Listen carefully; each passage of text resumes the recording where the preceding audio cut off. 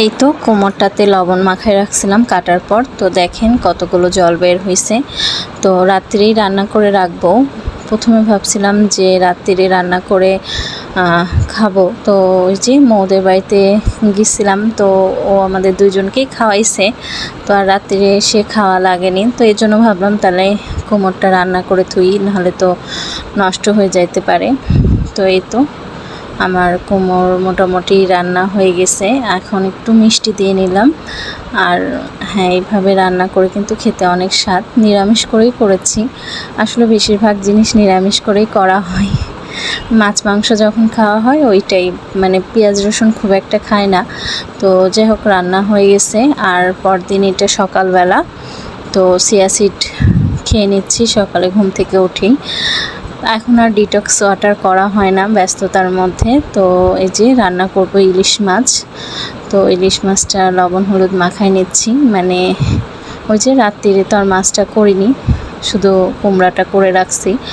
আর এখন এই যে আলু, কলা, তারপরে বেগুন, একটু কচু দিয়ে ইলিশ মাছটা রান্না করছি।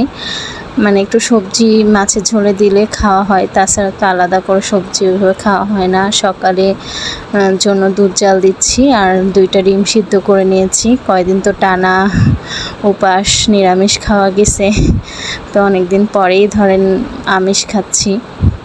ওই যে শনিবার, তারপরে জন্মাষ্টমীর আগে পারণ, পরে পারণ, সংযম সব মিলাই মানে অনেক কয়দিনই প্রায় নিরামিষ হয়েছে।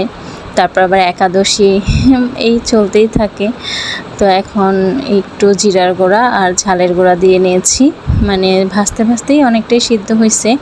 এখন মশলাটা কষাই, মানে মাছটা দিয়ে দিব। সরিষা ছিল তো, আর মানে ফ্রিজ থেকে বের করতেও মনে নাই, তো একটু সরিষা বাটা দিলে ভালো লাগে ইলিশ মাছে।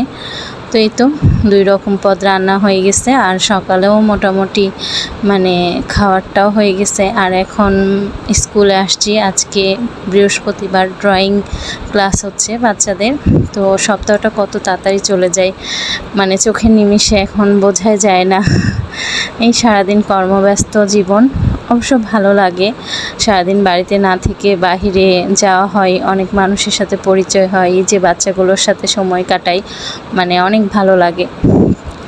তো এই যে ড্রয়িংটা কেমন হয়েছে বলেন তো আমার বাচ্চাদের। তো আর এই যে এটা আমি আঁকছি,